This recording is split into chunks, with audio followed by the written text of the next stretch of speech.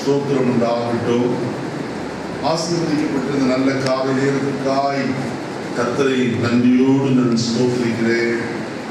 இந்த நாளிலே உங்களோடு கூட கர்த்தருடைய வார்த்தையை பகிர்ந்து கொள்ளும்படிக்கு நான் தொடர்ச்சியாய் சில வாரங்களுக்கு முன்பு சிந்தித்த வேத பகுதிக்குள்ளே நான் கடந்து போகும்படியாய் நான் விரும்புகிறேன். காரணம், நாம் அந்த வேத பகுதியை இன்னும் முடிக்கவில்லை. அதை முடித்து நாம் அடுத்த காரியத்துக்குள்ள கடந்து போகலாம். அப்போஸ்தலனாகிய பவுல் எபேசு சபைக்கு எழுதின நிருபம் 6ஆம் அதிகாரம் 18ஆம் வசனத்தை நாம் வாசிப்போம்.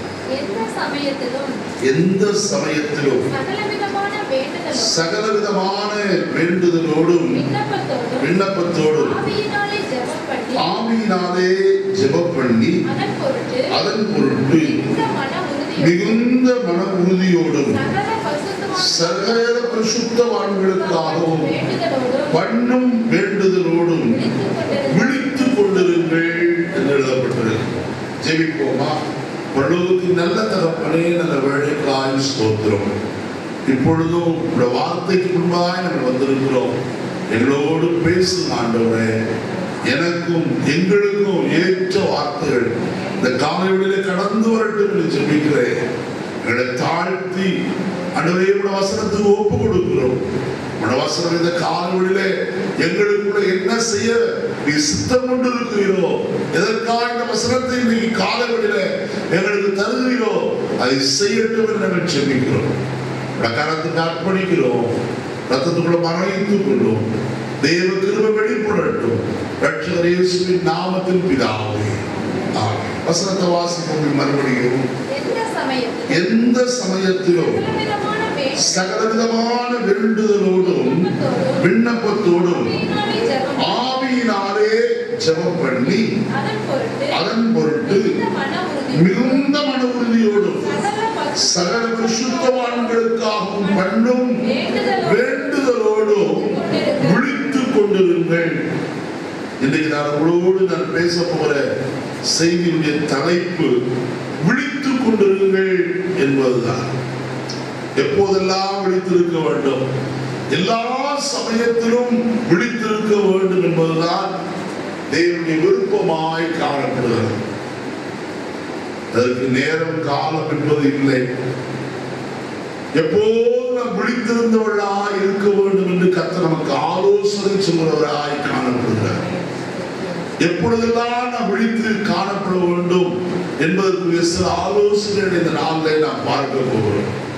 முதலாவது செய்ய வேண்டிய காரியத்தை குறித்து அவர் சொல்லும் போது சொல்கிறார், எந்த சமயத்திலும் சகலவிதமான வேண்டுதலோடும் விண்ணப்பத்தோடும் என்ன செய்ய வேண்டுமா? ஆவியினாலே ஜெபம் பண்ண வேண்டும். சாதாரண ஒரு ஜெபம் அல்ல. எப்படிப்பட்ட ஒரு ஜெபம்? ஆவியினாலே ஜெபம் என்று எழுதப்பட்டிருக்கிறது. ஆவியில் நிறைந்து ஜெபிக்கிற ஒரு ஜெபம், அந்த அனுபவம் நமக்குள்ளே விசுவாசிகளுக்குள்ளே தேவையாக இருக்கிறது. அதன் பொருட்டு, அப்படி செய்கிறதன் பொருட்டு அடுத்த வார்த்தை விதமாய் சொல்கிறார், மிகுந்த மன உறுதியோடும் சகல பரிசுத்தவான்களுக்காகவும் பண்ணும் வேண்டுதலோடும் என்ன செய்யுங்கள்? விழித்துக் கொண்டிருங்கள். ஆவியிலே ஜெபிக்கிற நீங்கள் என்ன செய்ய வேண்டும்? விழித்திருக்கிறவர்களாய் காணப்பட வேண்டும். ஆவியிலே ஜெபிக்க முடியுமா என்று சொன்னால், ஜெபிக்க முடியும் என்பதுதான் வேதத்தினுடைய ஆதாரமாய் காணப்படுகிறது. கர்த்தருடைய வசனத்தை நாம் சற்றே திருப்புவோமானால், ரோமருக்கு எழுதின நிருபம் 8ஆம் அதிகாரத்துக்குள்ளே நாம் திருப்புவோம்.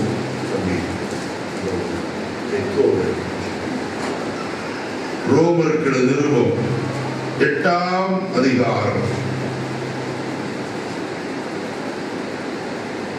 வாசிப்போமா? 26வது வசனம்.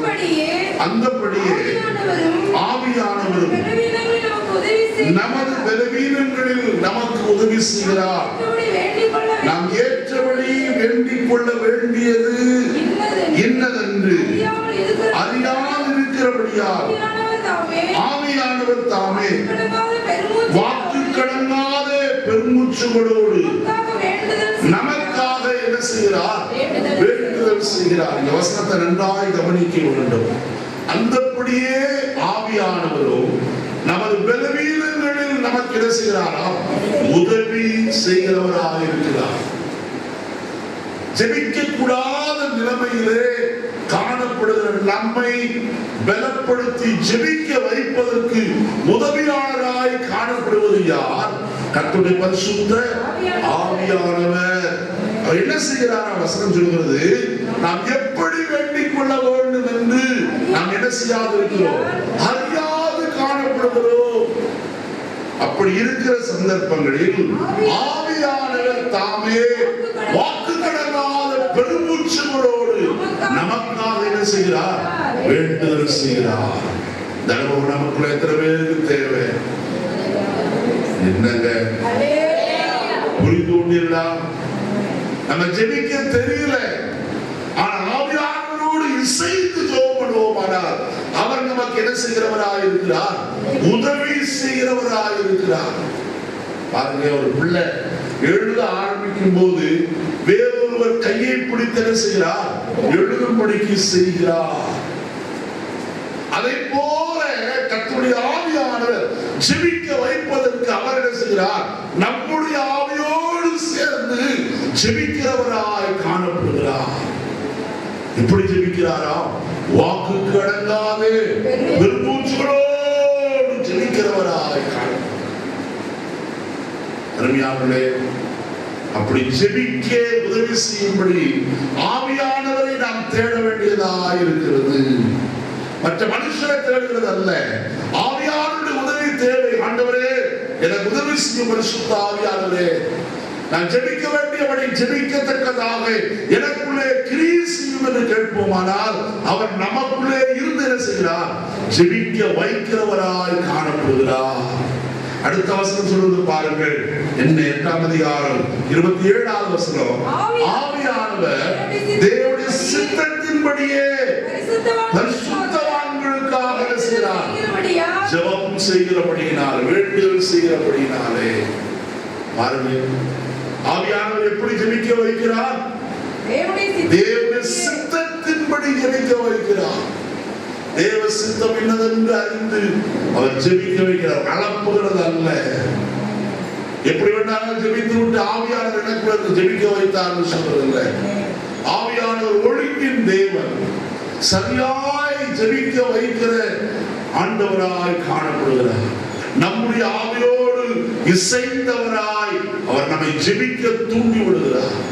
அதனால்தான் சில நேரங்களில் ஜெபிக்க ஜெபிக்க ஜெபிக்க ஜெபிக்க கண்ணீரோடு பெருமூச்சோடு ஜெபிக்கிறோம். எவ்வளவு நேரம் ஜெபிக்கிறோம் என்று அறியாதபடிக்கு ஜெபித்து விடுகிறோம். காரணம், நமக்குள்ள இருக்கிற ஆவியானவர் ஜெபிக்க வைக்கிறார். பரிசுத்தவான்களுக்காக, தேவ ஜனத்திற்காக, அந்த உலகத்தில் இருக்கிற மக்களுக்காக ஜெபிக்கும்படிக்கு நம்மை தூண்டுகிறது எது?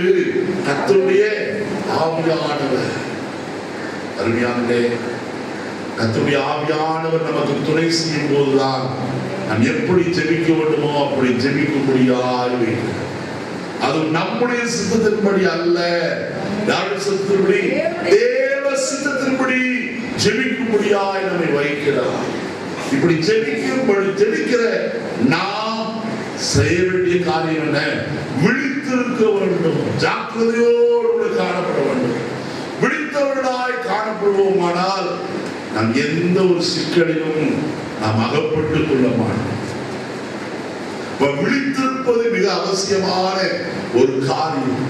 ஒரு கம்பெனிக்கு அல்லது ஒரு ஆபீஸுக்கு ஒரு செக்யூரிட்டி ஒருத்தர் வைத்திருப்பாரானால் அவர் என்ன செய்யணும்? இரவு முழுவதும் விழித்திருந்து காவல் காக்கணும். நம்ம சுற்றுலாபத்தில் ஏடிஎம் சென்டர் நிறைய இருக்கு. 10 மணிக்கு போய் பாருங்க, 10:30 மணிக்கு போய் பாருங்க. அது செக்யூரிட்டி கார்டு காலை நீட்டி போட்டு நல்லா தூங்குவார். இன்னும் கொஞ்சம் நேரம் கழிச்சு ஒரு மணிக்கு போய் பாருங்க, அவர் உள்ளுக்குள்ளேயே போய் நிமிந்து போர்வையை போத்திட்டு என்ன செய்வார்? அப்ப அவர் டியூட்டியில எப்படி இருக்கிறாரு? உண்மையா இருக்கிறாரா? உண்மையற்ற நிலைமையை தான் பாரு. நல்லா கவனிப்போம். ஏன் இதை சொல்லுகிறேன்? விழித்திருக்க வேண்டிய ஒரு மனுஷன் எப்போது என்ன செய்ய வேண்டும்? விழித்திருக்கிற. அதற்காகத்தான் அவனுக்கு என்ன கொடுக்கப்படுகிறது? சம்பளம் கொடுக்கப்படுகிறது. ஐயா அடிக்கடி சொல்லுவார், எங்க முதலாளி 2 மணிக்கு வருவார், சில நேரத்தில் 3 மணிக்கு வருவார். வந்து பார்த்துட்டு அவர் ஒன்றும் பேச மாட்டார், நேரம் ஆபீஸுக்கு போவார். எதையோ எடுக்கிறது போல எடுத்துட்டு அவர் என்ன செய்வார்? போவார். எதுக்கு வராரு? ஐயா தூங்குறாரா, மீசக்கார ஐயா தூங்குறாரா, முடிச்சிருக்கிறாரான்னு பார்க்கறது. அதனால பாருங்க, அவர் விடுவதற்கு அந்த கம்பெனிக்கு அவருக்கு என்ன இல்லை, அந்த முதலாளிக்கு விருப்பமே இல்லை. அப்போ உண்மை உள்ள மனுஷனை கர்த்தர் என்ன செய்கிறார்? ஆசீர்வதிக்கிறார். விழித்திருக்க வேண்டியது நம்முடைய எல்லா காரியத்திலும் விழித்திருக்க வேண்டியது அவசியமாய் காணப்படுகிறது. நான் எதிரெல்லாம் விழித்திருக்கணும் என்பதை குறித்து ஒரு சில காரியங்களோடு நான் பகிர்ந்து கொள்கிறேன். எபேசியருக்கு எழுதின நிருபம் 5ஆம் அதிகாரம் 14ஆம் வசனத்தை வாசி. ஆதலால் தூங்குகிற நீ விழித்து மரித்தோரை விட்டு எழுந்திரு, அப்பொழுது கிறிஸ்து உன்னை பிரகாசிப்பார் என்று சொல்லி இருக்கிறார். வசனத்துல முதலாம் சொல்லப்பட்டிருக்கிற காரியம், தூங்குகிற நீ மரித்தோரை விட்டு என்ன செய்? எழுந்திரு. தூங்குகிற நீ எங்கிருந்து இருக்கிறோமா? மரித்தோரை விட்டு எழுந்திரு. யார் மரித்தோர்? வசனம் இதே எபேசியர்களை சொல்லும்போது பதிலை சொல்கிறார். 2ஆம் அதிகாரம் 1 வசனத்தை வாசிப்போம். அக்கிரமங்களினாலும் பாவங்களினாலும் மரித்தவர்களாய் இருந்த உங்களை பாருங்கள். யார் மரித்தவர்கள்? அக்கிரமக்காரரும் பாவிகளும் மரித்தவர்களாய் காணப்படுகிறார்கள். மரித்தார்கள் என்று சொன்னால் அவருடைய ஆத்மா மரித்து கிடக்கிறது. அவர்கள் உயிரோடு இருக்கிறார்கள், ஆனால் அவர்கள் எப்படிப்பட்டவர்கள்? மரித்தவர்கள். ஆண்டவர் வெளிப்படுத்தின விசேஷத்தின சபையை பார்த்து விதமாய் சொன்னார், நீ உயிருள்ளவர் என்று பெயர் பெற்றிருந்தோம், செத்தவனாய் காணப்படுகிறார். உயிர் இருக்கிறது என்று பெயர் இருக்கிறது, ஆனால் நீ எப்படி இருக்கிறாய்? மரித்து கிடக்கிறான். மரித்தோர் என்று சொன்னால் யார் அவர்கள்? பாவத்திலும் அக்கிரமத்திலும் என்ன செய்கிறவர்கள்? ஜீவிக்கிறவர்கள். பாவத்தை விட்டு பரிசுத்தத்துக்கு வர மனமற்றவர்களாக இருக்கிறவர்களைத்தான் சொல்கிறார் மரித்தவர்கள் என்று. எபேசியர் அப்போஸ்தலனாகிய பவுல் சுட்டி காண்பிக்கிறது இது. ஆதலால் தூங்குகிற நீ மரித்தோரை விட்டு என்ன செய்? எழுந்திரு. இப்பாவிகளிடத்துல அல்லது அக்கிரமம் செய்யறதோடு கூட துன்மார்க்கரோடு கூட நீ என்ன செய்யாதே, இருக்காதே. நீ அவர்களை விட்டு விழித்து எழுந்திரு. அப்பொழுதுதான் நீ என்ன செய்ய முடியும்? கிறிஸ்து பிரகாசிக்க வைக்க முடியும். உண்மையில ஒரு பிரகாசத்தை உதிக்க வைக்க அவர் பிரியமுள்ளவராக இருக்கிறார். நீ இவர்களோடு சேர்ந்து இருப்பாயானால் உன்னிலே அந்த பிரகாசம் என்ன செய்யாது? வராது. இது இன்னும் நான் தெளிவாய் உங்களோடு சொல்ல வேண்டுமானால், கொலோசியருக்கு எழுதின நிருபம் 1ஆம் அதிகாரம், கொலோசியருக்கு நிருபம் 1ஆம் அதிகாரம் 12ஆம் வசனத்தில் ஒளியில் உள்ள பரிசுத்தவானுடைய சுதந்திரத்தில் பங்கடைவதற்கு நம்மை தகுதி உள்ளவர்கள் ஆக்கிறவரும் இருளின் அதிகாரத்திலிருந்து நம்மை விடுதலையாக்கி. போதுமா? வசனத்தில் சொல்லப்பட்டிருக்கிற காரியத்தை நன்றாய் கவனியுங்கள். ஒளியில் உள்ள பரிசுத்தவானுடைய சுதந்திரத்தில் நாம் என்ன செய்வதற்கு? பங்கடைவதற்கு. பரிசுத்தவான்கள் எங்கே இருக்கிறார்கள்? வெளிச்சத்திலே ஒளியிலே காணப்படுகிறார்கள். அவர்கள் ஒளியின் பிள்ளைகள் என்று அழைக்கப்படுகிறார்கள். அதை குறித்து வசனத்தை அப்புறம் சொல்லுகிறேன். ஒளியில் உள்ள பரிசுத்தவானுடைய சுதந்திரத்தில் நாம் என்ன செய்வதற்கு? பங்கடைவதற்கு கர்த்தர் நம்மை என்ன செய்திருக்கிறாராம்? இருளின் அதிகாரத்தினின்று. இருள் எதை காட்டுகிறது? பிசாசை காட்டுகிறது, பாவத்தை காட்டுகிறது. இருளுக்கு என்ன உண்டு? அதிகாரம் உண்டு. அந்த இருளின் அதிகாரத்திலிருந்து நாம் என்ன செய்து விடுதலையாக்கி தமது அன்பின் குமாரன் ராஜ்யத்தில் என்ன செய்கிறார்? உட்படுத்தினவர். அருமையானவர்களே, ஆயினத்தால் அப்படி உட்படுத்தும் போது நமக்குள்ள என்ன வருகிறது? ஒரு பிரகாசம் கடந்து வருகிறது. எங்கே உட்படுத்துகிறார்? ஒளியில் உள்ள பரிசுத்தவான்களிடத்திலே நம்மை உட்படுத்துகிறார். அப்ப அங்கே போகும்போது நமக்குள்ள என்ன வருகிறது? வெளிச்சம் வந்து விடுகிறது. இனி நாம் இருளுக்குரியவர்கள் அல்லவே அல்ல. இன்னும் நான் தெளிவாய் உங்களுக்கு சொல்கிறேன். 1 தெசலோனிக்கேயர் 5ஆம் அதிகாரம் 5ஆம் வசனத்திலிருந்து வாசிப்போம். நீங்கள் எல்லாரும் வெளிச்சத்தின் பிள்ளைகளும் மகளின் பிள்ளைகளுமாய் இருக்கிறீர்கள். நன்றாய் கவனியுங்கள். நீங்கள் எல்லாரும் யாராய் இருக்கிறீர்கள்? வெளிச்சத்தின் பிள்ளைகளும் பகலுக்குரியவர்களாய் காணப்படுகிறோம். பகல்ல நடக்கிற ஒரு மனுஷனை இடரவே மாட்டார். ஆனா இருட்டில் நடக்கிற மனுஷன் என்ன செய்வார்? இடறுவனாய் காணப்படுவார். வசனம் வாசிங்க. நாம் இரவுக்கும் இருளுக்கும் உள்ளானவர்கள் அல்லவே. ஆகையால் பார்த்தீங்களா, மற்றவர்கள் தூங்குகிறது போல நாம் தூங்காமல் விழித்துக் கொண்டு தெளிந்தவர்களாய் இருக்கணும். ஏன் தூங்கக்கூடாது? நாம் யாராய் இருக்கிறோம்? பகலுக்குரியவர்கள், வெளிச்சத்தின் பிள்ளைகள். அடுத்தது 7வது வசனம். தூங்குகிறவர்கள் ராத்திரியிலே தூங்குவார்கள், வெறிகொள்ளுகிறவர்கள் ராத்திரியிலே வெறிகொள்ளுவார்கள். பகலுக்குரியவர்களாகி நாமோ தெளிந்தவர்களாய். நன்றாய் கவனிப்போம். பகலுக்குரியவர்கள் வெளிச்சத்தின் பிள்ளைகளாகி நாம் தெளிந்தவர்களாய் இருந்து விசுவாசம், அன்பு என்னும் மார்க்கவசத்தையோ ரட்சிப்பின் நம்பிக்கை என்னும் தலைச்சீராவையும் என்ன செய்வோம்? தரித்துக் கொண்டிருக்க கடவோம். அருமையான கர்த்தருடைய ஜனமே, நாம் புரிந்திருப்போம் என்று நினைக்கிறேன். நாம் யார்? பகலுக்குரியவர்கள். ஆதலால் தூங்குகிற நாம் மரித்தோரை விட்டு என்ன செய்ய வேண்டும்? எழுந்திருக்க வேண்டியது அவசியமாயிருக்கு. தூங்குற நீ விழித்து மரித்தோரை விட்டு எழுந்து. எங்கே தூங்குகிறாய்? நீ யார் மத்தியிலே கிடக்கிறாய்? எங்கே இருக்கிறாய் என்பதை முதலாவது விழித்து பார். தூங்குற நீ விழித்து பார்ப்பாய், தெரியும் நீ எங்கே பாவிகளின் மத்தியிலே காணப்படுகிறாய். பரிசுத்தவான்கள் மத்தியிலே உடைய ஐக்கியம் இல்லை என்பது தெரியும். ஆகையால் நீ அவர்கள் நடுவில் என்ன செய்? எழுந்திரு. அருமையானவர்களே, வேதவசனம் சொல்வது, ஆகையால் நீ அவர் நடுவிலிருந்து புறப்பட்டு பிரிந்து போய் அசுத்தமானது என்ன செய்யாதிருங்கள்.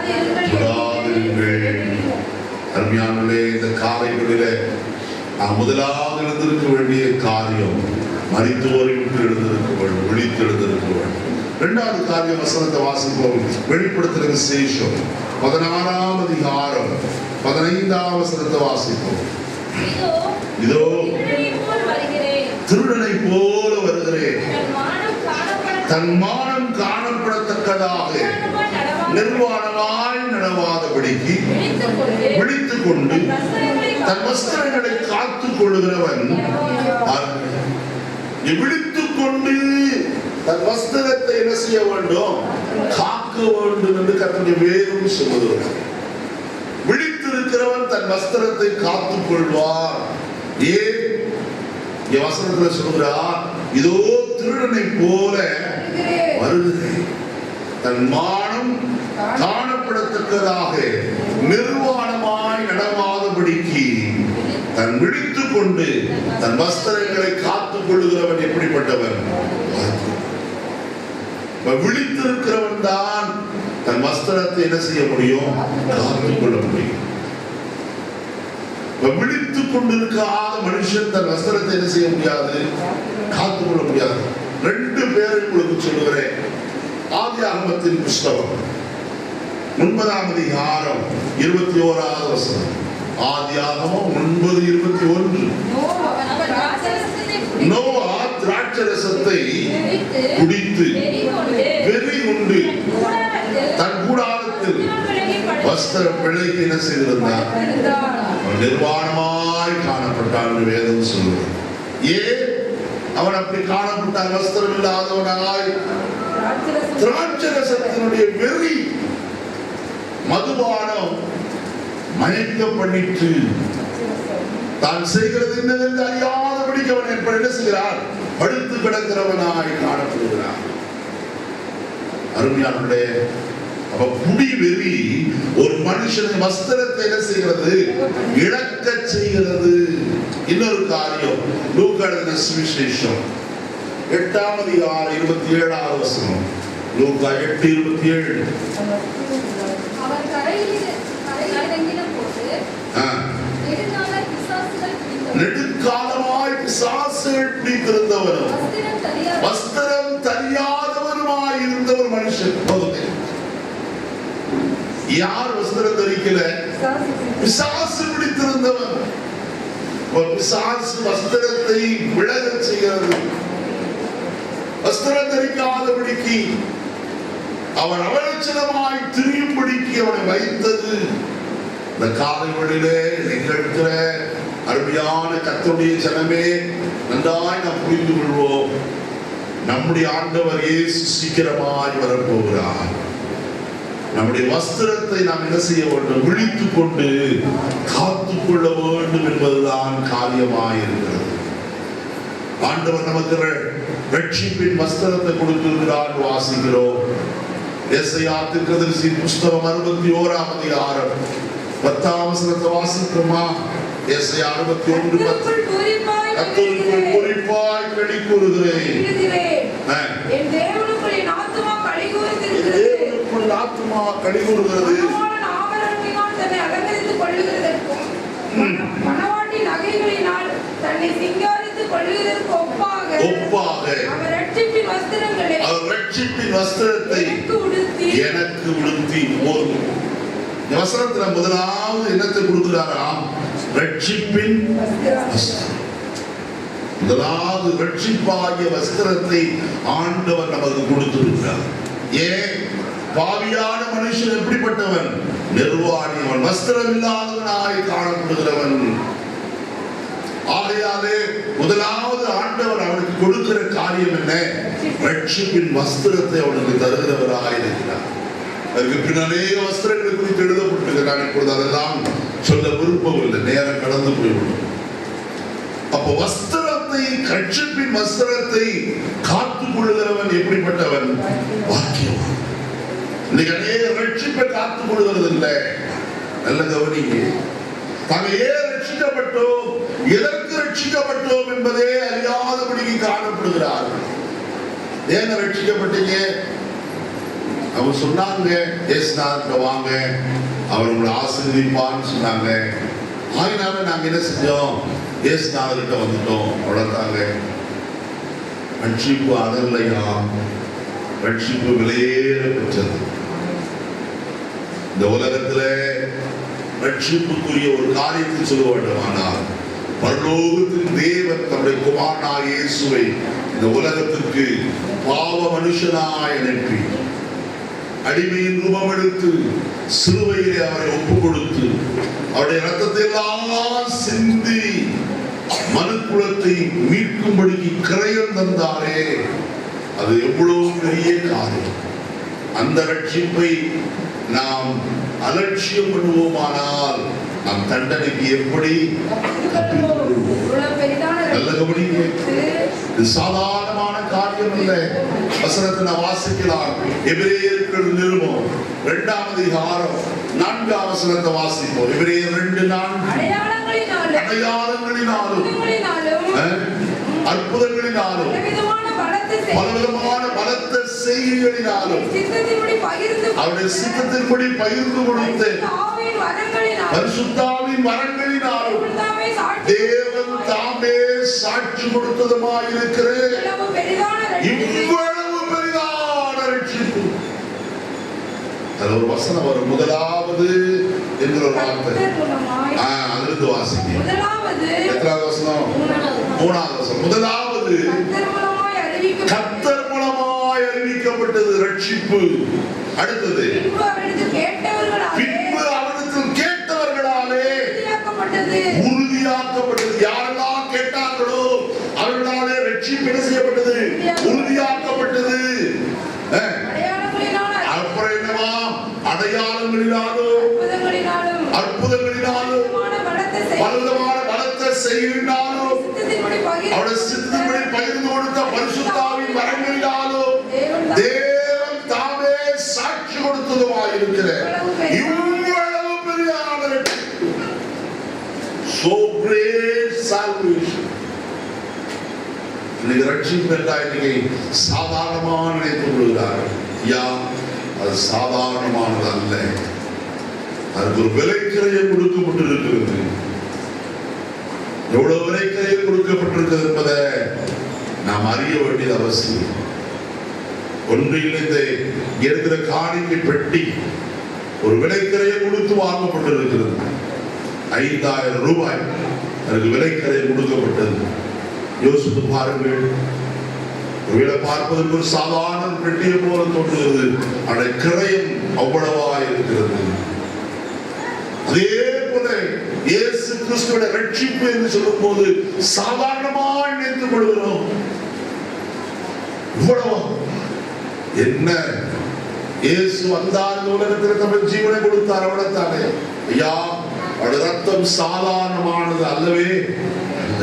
தேவனுக்கு சமமாக இருந்தவர் மனுக்குலத்தை நேசித்தபடினாலே தம்மை தாமே யாருக்காய் கொடுத்தாராம்? பாவிகளுக்காக, அக்கிரமக்காரருக்காக, துன்மார்க்கருக்காக, மோசமான மனிதருக்காக தம்முடைய ஜீவனையே என்ன செய்தவர்? ஒப்பு கொடுத்தார். நல்ல கவனிக்க வேண்டும். அதை சொல்லும் போது 1 பேதுரு 1ஆம் அதிகாரம் 18, 19, 20 வசனங்களை சொல்லும் போது இவ்விதமாய் சொல்கிறார். முன்னோர்களால் நீங்கள் பாரம்பரியமாக அனுசரித்து வந்த வீணான நடத்தையிலிருந்து அழிவுள்ள வஸ்துக்களாகிய வெள்ளியினாலும் பொன்னினாலும் நீங்கள் என்ன செய்யப்படவில்லை? ரட்சிக்கப்படவில்லையா? மீட்கப்படவில்லை. உடைய மீட்பு எவ்வளவு பெரியது தெரியுமா? வசனத்தில் சொல்லும் போது எபேசியர் 2ஆம் அதிகாரம் 8ஆம் வசனத்தில் விதமாய் சொல்கிறார். கிருபையினாலே விசுவாசத்தை கொண்டு ரட்சிக்கப்பட்டீர்கள். இது உங்களால் உண்டானதல்ல, இது தேவனுடைய ஈவு. It's merely pure grace. அருமையானவர்களே, முழுமையாய் தேவனுடைய இரக்கம் அல்லது காருண்யம் அல்லது கிருபை தயை என்று சொன்னால் அது போதாதையா. இவ்வளவு பெரிய ஒரு ரட்சிப்பு வெள்ளியினாலும் பொன்னினாலும் நாம் மீட்கப்படவில்லை. அடுத்த வசனம் என்ன சொல்வது? குற்றமில்லாத மாசற்ற ஆட்டுக்குட்டியாகிய இயேசுவின் ரத்தம் எப்படிப்பட்டது? குற்றமில்லாதது, அது மாசற்றது, அது பெற்றது. அந்த ரத்தத்தினாலே தான் நீங்களும் நானும் என்ன செய்யப்பட்டிருக்கிறோம். ஹalleluya சொல்லுவோமா? எவ்வளவு பெரிய ஸ்லாக்கியம்! அந்த இயேசுவின் ரத்தம் என்னை கழுவிட்டையா. நான் பாவியாக இருந்தேன், அந்த ரத்தம் என்னை கழுவி உள்ளுப்புறமாய் சுத்திகரித்து என்னை பரிசுத்தவானாய் மாற்றியிருக்கிறது. அதனால்தான் கடந்த வாரத்தில் உங்களுக்கு சொன்னேன், நீங்க ஏன் விசுவாசி ஆனீங்கன்னு கேட்டேன். ஏன் விசுவாசியானோ?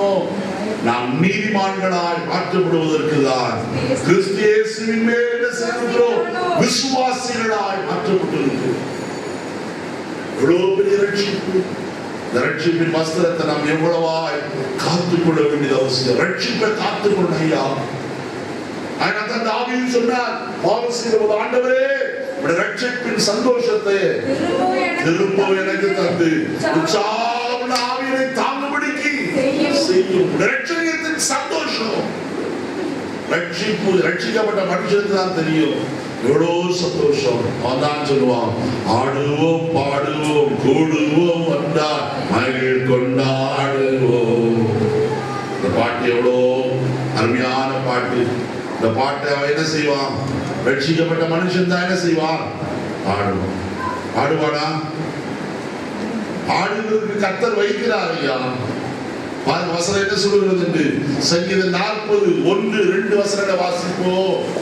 40ஆம் சங்கீதம் முதல் 2 வசனங்கள். கர்த்தருக்காக பொறுமையுடன் காத்திருந்து அவர் என்னிடமாய் சாய்ந்து என் கூப்பிடுதலை கேட்டார். பயங்கரமான குழியிலும் உலகான சேற்றிலிருந்து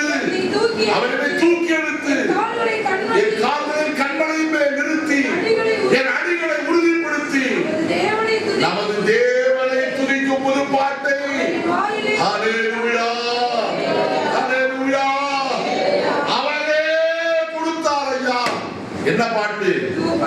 புது பாட்டு. இனி நான் பாவி அல்ல, நான் யாராய் இருக்கிறேன்? பரிசுத்தவானாய் காணப்படுகிறேன்.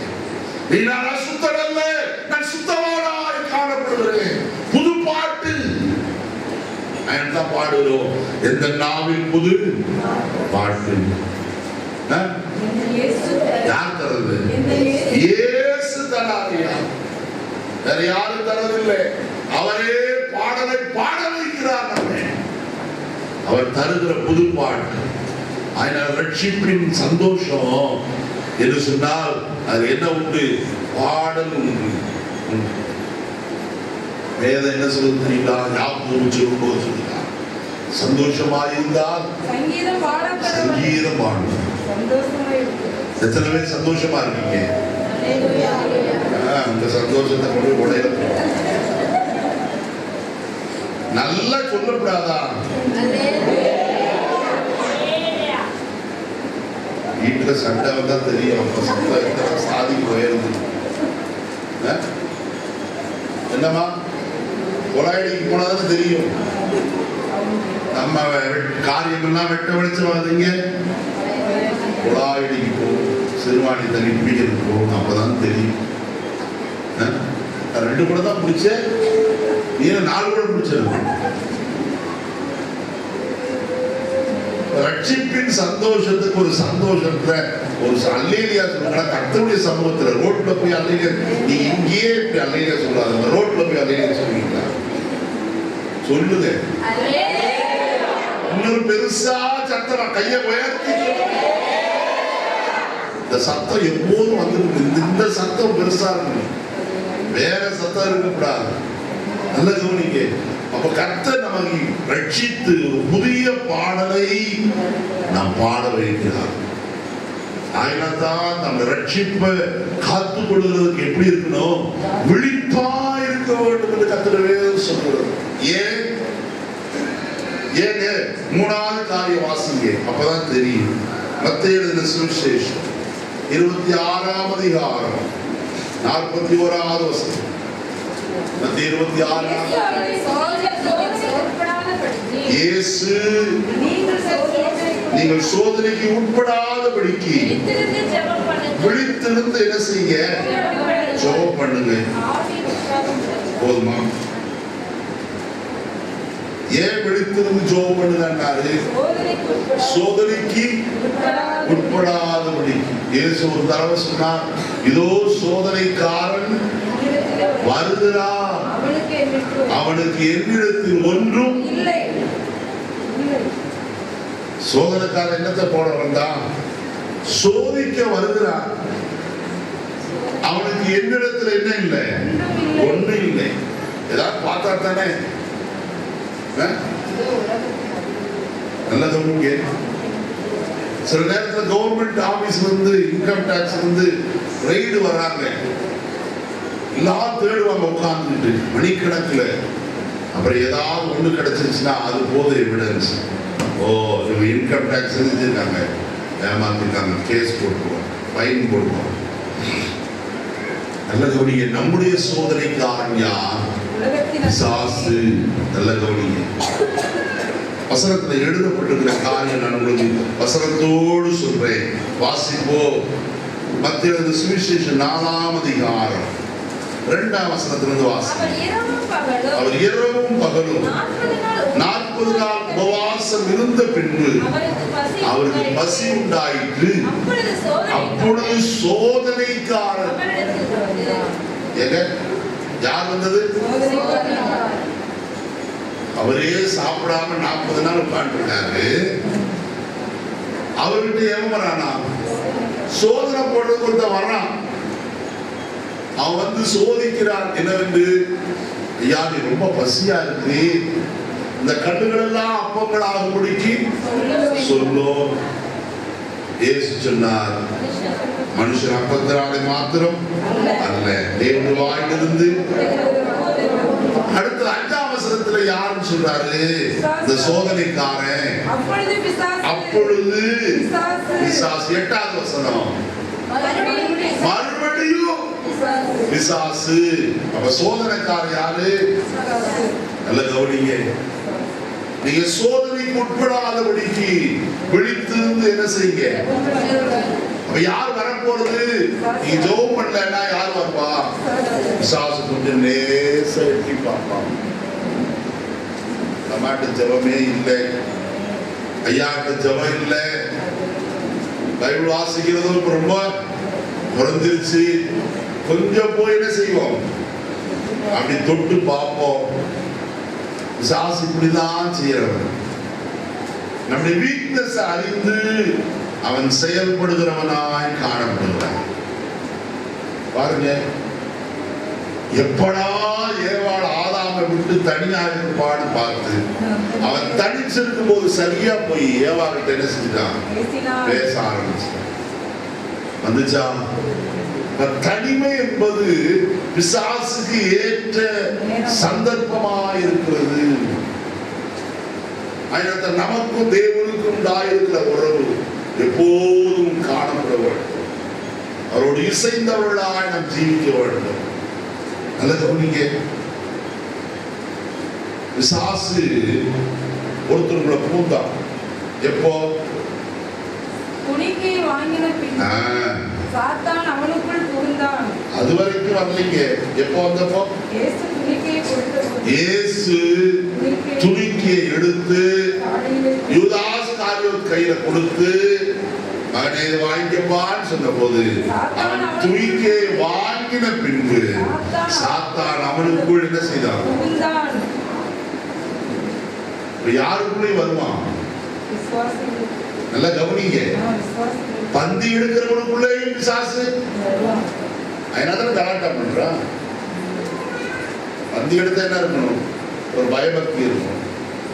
பயபக்தியா இருக்கிறேன்னு சொல்றவனுக்குள்ளும் பிசாசு வரானா? காரணம் என்ன? அவனையும் என்ன செய்ய முடியும்? அவன் தொட ஏன் அவன் பிசாசு என்ன செய்தான்? இடம் கொடுத்தான்.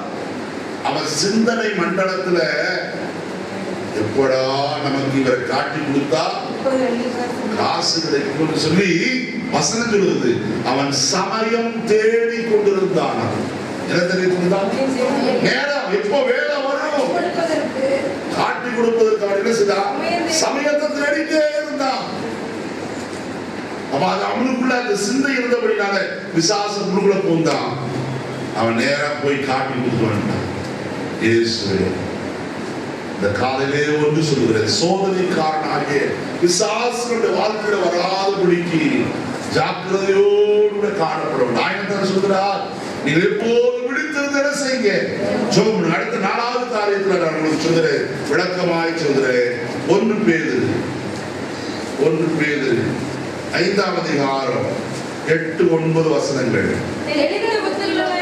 தெளிந்த புத்தி உள்ளவர்களாய் இருங்கள், விழித்திருங்கள், ஏனெனில் உங்கள் எதிராளியாகிய பிசாசானவன் கெர்ச்சிக்கிற சிங்கம் போல எவனை விழுங்கலாமோ என்று வகை தேடி சுற்றி திரிகிறான். விசுவாசத்தில் உறுதியாயிருந்து அவனுக்கு என்ன செய்ய? எதிர்த்து நில்லுங்க. நல்லா கவனிப்போம். ஆண்டவர் ஏன் விழித்திருங்கன்னு சொன்னார்?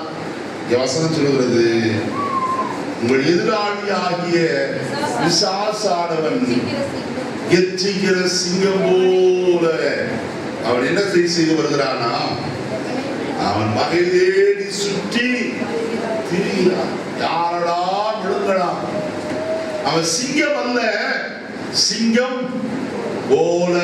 நல்ல கவனிங்க. சில இடத்துல காட்சி பொருள் வச்சிருக்கிறாங்க, கரடி மாறி அல்லது வேற பெரிய பெரிய கார்ட்டூன் பொம்மை மாறி வச்சு அந்த துணி கடையிலாம் எல்லாரையும் துணி வாங்குறதுக்கு வச்சிருக்கு கவர் பொடியாய் வைத்திருக்கிறாங்க. அது உண்மையாவே அதுதானா? இல்ல உள்ளுக்குள்ள ஒரு மனுஷன் நின்று ஆடிட்டு இருக்கான். நல்ல கவனிங்க, பிசாசு சிங்கம் போல வருகிறான். சிங்கத்தை கண்ட உடனே என்ன வந்துருது? ஓ, நல்ல கவனிங்க, கூண்டுக்குள்ளதான் இருக்கு. கூண்டுக்குள்ள இருக்க சிங்கத்தை பார்த்தாலும் மியூசியத்துல போனா பிள்ளைகள் என்ன செய்யறாங்க? தூரமா நடக்கிறாங்க. அது கெர்ச்சிக்க ஆரம்பித்து எப்படி இருக்கும்? காடே அதிரும். அப்படிப்பட்டதான ஒரு கெர்ச்சனை தோரணை இருக்கிற சிங்கத்துக்கு இந்த காலையில் அருமையான ஜனமே, அவன் சிங்கத்தை போல வருகிறான். அவன் சிங்கம் அல்லவே அல்ல, அவன் தலை நசுக்கப்பட்ட சத்துரு என்று வேதம் சொல்லுகிறது. இந்த காலையில நன்றாய் கவனிப்போம்.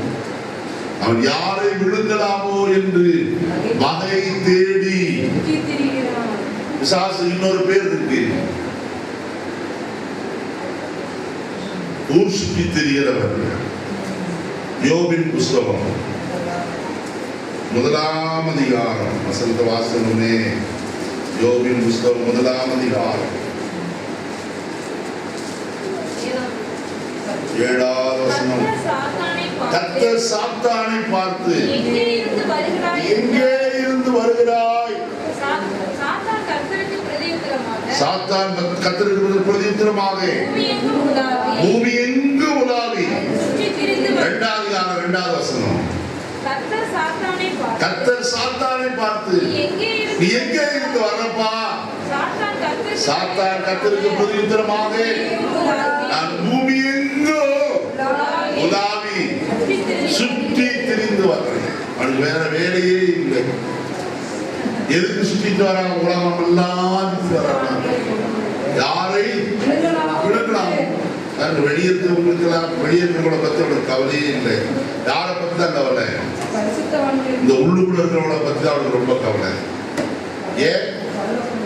இவங்களை யாராவது ஒருத்தர் இழுத்து விட்டுட்டா, பின்மாறி போயிட்டா எவ்வளவு நல்லா இருக்கும்.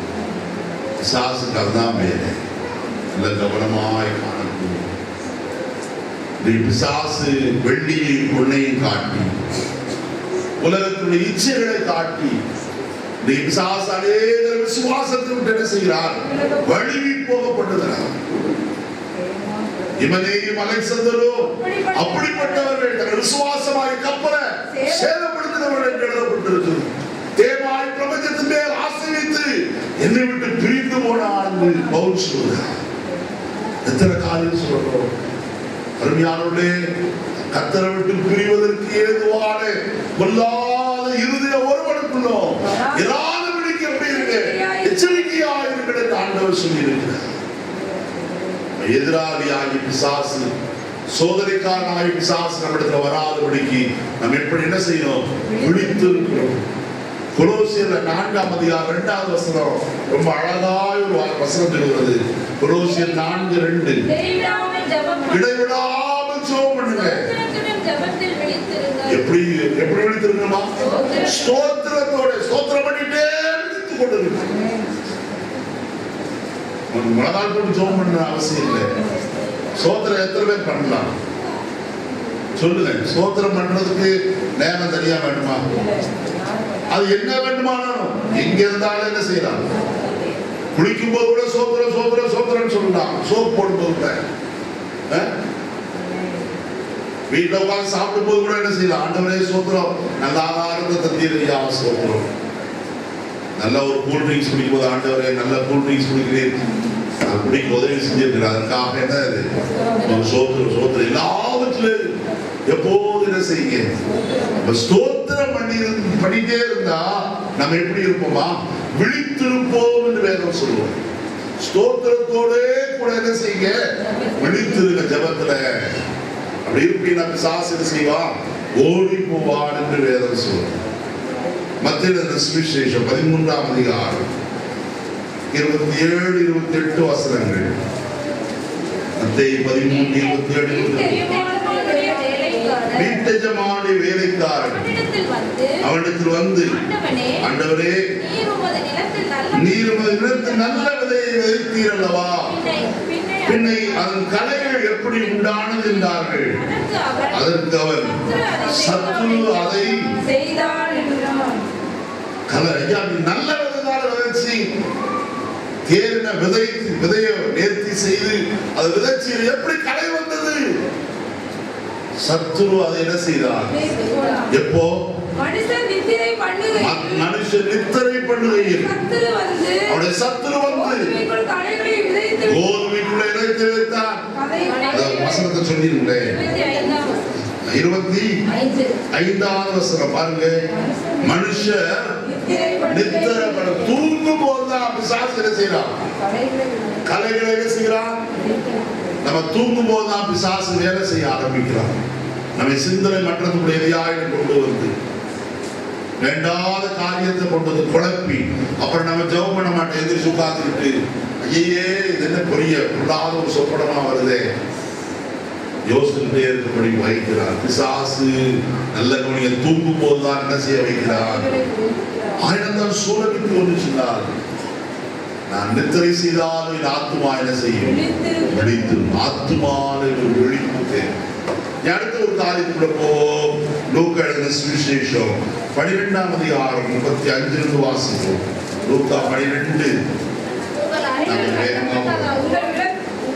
உங்கள் அறைகள் கட்டப்பட்டதாயும் உங்கள் விளக்குகள் எரிகிறதாகவும் தங்கள் எஜமான் கல்யாணத்திலிருந்து வந்து தட்டும் போது உடனே அவருக்கு திறக்கும்படி எப்பொழுது வருவான்னு காத்திருக்கிற மனுஷருக்கு என்ன செய்யுங்க?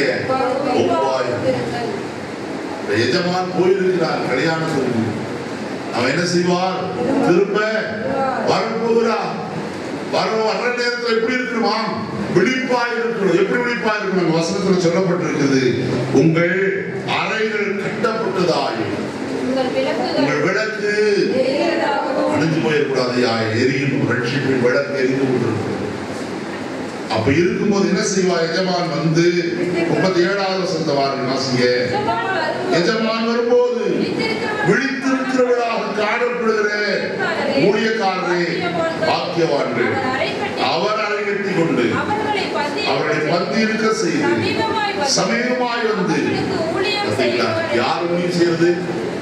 எஜமான் ஊழியம் செய்யறது. யார் ஊழியம் செய்யறது? என்ன சைலண்ட் ஆயிட்டீங்க? யார் ஊழியம் செய்யறது? வீட்டு எஜமான் ஊழியம் செய்வார். யாருக்கு? யார் விழித்திருக்கிறார்களோ, யாருடைய அறைகள் கட்டப்பட்டதாய், யாருடைய விளக்குகள் எரிகிறதாய் இருக்கிறதோ அவர்களுக்கு அவர்கள் செய்வார் ஊழியம். அவர் எப்படி ஊழியம் செய்வாரா? அவர் அறை கட்டி கொண்டு அவருடைய பந்தி இருக்க உட்கார வச்சு சமீபமாய் வந்து அவர்களுக்கு ஊழியம் செய்வார். அடுத்த காரியம் வாசிங்க. எபிரேயர் 13ஆம் அதிகாரம் எபிரேயர் 13 17வது வசனம் வாசிங்க. உங்களை நடத்துகிறவர்கள் உங்கள் ஆத்துமாக்களுக்காக உத்தரவாதம் பண்ணுகிறவர்களாய் விழித்திருக்கிறவர்களானபடியால் அவர் துக்கத்தோட அல்ல சந்தோஷத்தோட செய்யும்படி அவர்களுக்கு கீழ்ப்படிந்து அடங்குங்கள். அவர் துக்கத்தோடு செய்தால் அது உங்களுக்கு பிரயோஜனமாக இருக்க. யார் விழித்திருக்க வேண்டும்? கர்த்தருடைய ஊழியக்காரனும் விழித்திருக்க வேண்டும். ஏன் அவன் விழித்திருக்க வேண்டும்? அவன் ஆத்துமாக்களுக்காக என்ன செய்கிறவன்? உத்தரவாதம் பண்ணுகிறவனாய் காணப்படுகிறான். ஒவ்வொரு ஆத்துமாவுக்காக அவன் உத்தரவாதம் பண்ணுகிறவன். அதற்காக அவன் என்ன செய்கிறான்? விழித்திருந்து ஜெபம் பண்ணுகிறான். ஆண்டவரே, இந்த ஆத்துமா இன்னும் ஆசீர்வதிக்கப்படணும் ஆண்டவரே, இன்னும் விசுவாசத்தில் பலப்படணும் ஆண்டவரே. அடிக்கடியாய் சோர்ந்து போகிறார்கள், கர்த்தரை பலப்படுத்த ஆண்டவரே. அவர்களுக்குரிய வார்த்தைகள் கொடுப்பீராக. அவரோடு பேசும், தைரியப்படுத்தும். ஊழியக்காரன் முழங்காலில் நின்று ஒவ்வொரு விசுவாசிக்காக என்ன செய்கிறார்?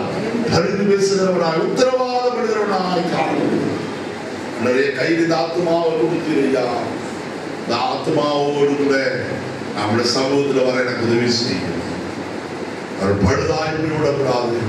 விசுவாசத்தில் உறுதியாக இருக்கணும். பரிசுத்தத்தில் வளரணும் ஆண்டவரே. ஜெபத்தில் அவர் இன்னும் அதிகமாய் வளரணும். ஆவிக்குரிய வாழ்க்கை ஒப்பானதாய் காணப்படணும் ஆண்டவர். ரொம்ப போல வளர்ச்சி அடையணும்.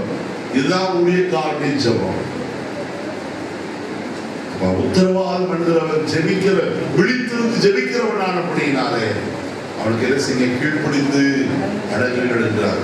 கடைசி அவனை சொல்லி முடிக்கிறேன். நான் வாசிக்கிறேன். லூக்கா எழுதின சுவிசேஷம் 21ஆம் அதிகாரம் 36வது வசனம். லூக்கா 21. ஆகையால் இனி சம்பவிக்க போகிற இவைகளுக்கெல்லாம் நீங்கள் தப்பி மனுஷகுமாரனுக்கு முன்பாக நிற்க பாத்திரவான்களாக எண்ணப்படுவதற்கு எப்போதும் ஜெபம் பண்ணிட செய்ய செய்ய? எதுக்கு ஜெபம் பண்ணி விழித்திருக்கணும்? சம்பவிக்க போகிற மனுஷகுமாரனுக்கு முன்பாக நிற்க பாத்திரவானாய் காணும். மனுஷகுமாரனுக்கு முன்பதாய் நிற்க வேண்டும். எப்படி நிற்க முடியும்? கலாத்தியர்கள் நிருபம் 1ஆம் அதிகாரம். கலாத்தியர்கள் நிருபம் 2-3 வசனத்தை மட்டும் நான் சொல்லி முடிக்கிறேன். கலாத்தியர்கள் நிருபம் 1ஆம் அதிகாரம் 4ஆம் வசனம். அவர் நம்மை இப்பொழுது இருக்கிற இந்த பொல்லாத பிரபஞ்சத்திலிருந்து விடுவிக்கும்படி நம்முடைய பிதாவாகிய தேவனுடைய சித்தத்தின்படியே நம்முடைய பாவங்களுக்காக நல்ல கவனி, அவருடைய சன்னிதானத்தில் நிற்கப்படுவதற்கு முதலாவது நம்முடைய பாவங்களுக்காக அவர் என்ன செய்யப்பட்டார்? ஒப்பு கொடுக்கப்பட்டார். தீத்துவின் புஸ்தகம் 2ஆம் அதிகாரம். தீத்துவின் புஸ்தகம் 2ஆம் அதிகாரம் 14ஆம் வசனத்தை வாசிக்கிறோம். அவர் நம்மை சகல அக்கிரமங்களில் நின்றும் மீட்டுக் கொண்டு தமக்குரிய சொந்த ஜனங்களாகவும் நற்கிரிகளை செய்ய பக்தி வைராக்கியம் உள்ளவர்களாகவும் நம்மை சுத்திகரிக்கும்படி நமக்காக பார்த்தீங்களா, நம்முடைய பாவத்திற்காக தன்னை ஒப்பு கொடுத்தார். நம்மை சுத்திகரிக்கும்படியாய் தம்மை என்ன செய்திருக்கிறார்? ஒப்பு கொடுத்திருக்கிறார். ஒப்பு கொடுத்தவர் என்ன செய்கிறார்? வாசிப்போம். கலாத்தியர்கள் நிருபம். கலாத்தியர்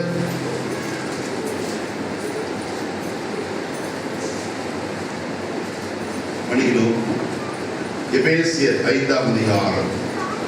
எபேசியர் 5ஆம் அதிகாரம் 26ஆம் தாமதை திருவசனத்தை கொண்டு தண்ணீர் முழுக்கினால் சுத்திகரித்து பரிசுத்தமாக்குவதற்கும் கரை திரை முதலானவை ஒன்றுமில்லாமல் பரிசுத்தமும் பிழையற்றதுமான மகிமையுள்ள சபையாக அதை தமக்கு முன் நிறுத்திக் கொள்வதற்கும் தம்மை தாமே என்ன செய்தார்? தெரியுதா உங்களுக்கு ஏன் அவர் தன்னையே ஒப்பு கொடுத்தார் என்று? முதலாவது எதற்காக?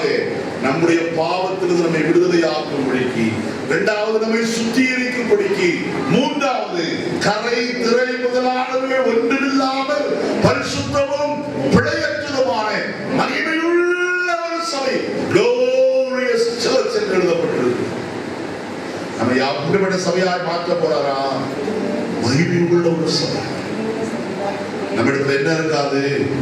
கரை திரை முதலாளர்கள் ஒன்றும் இருக்கவே. நம்ம எப்படி இருப்போம்? 1 யோவான் 3ஆம் அதிகாரம் முதல் வசனத்திலிருந்து வாசிப்போம். நாம் தேவனுடைய பிள்ளைகள் என்று அழைக்கப்படுவதனாலே பிதாவானவர் நமக்கு பாராட்டின அன்பு எவ்வளவு பெரிதென்று பாருங்கள்.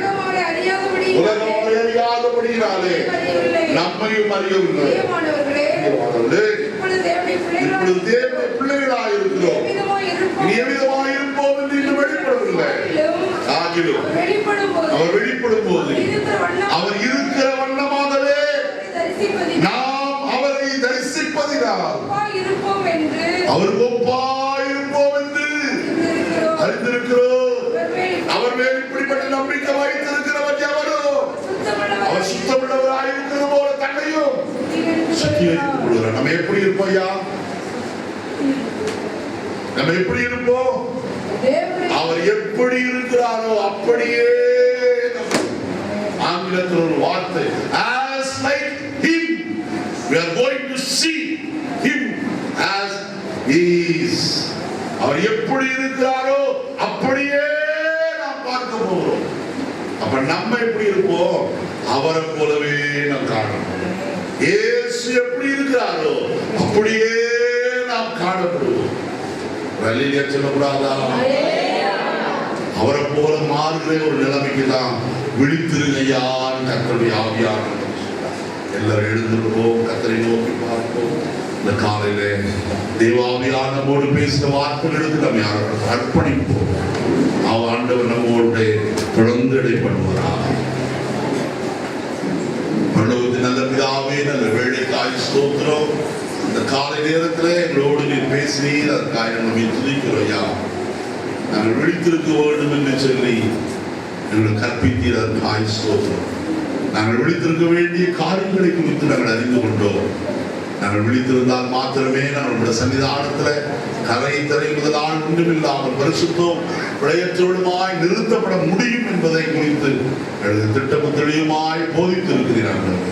ஆனால் நாங்கள் ஒவ்வொரு நிமிஷமும் விழித்தவர்களாய் பரிசுத்தத்தை நாங்கள் ஜாக்கிரதையோடு காத்துக்கொண்டு கர்த்தர்களுக்கு நியமித்த பாதையில இயேசுவை மாத்திரம் நாங்கள் நோக்கி பார்த்து ஓட எங்கள் உதவி செய்ய முடியாய் சொல்லிக்கிறோம்.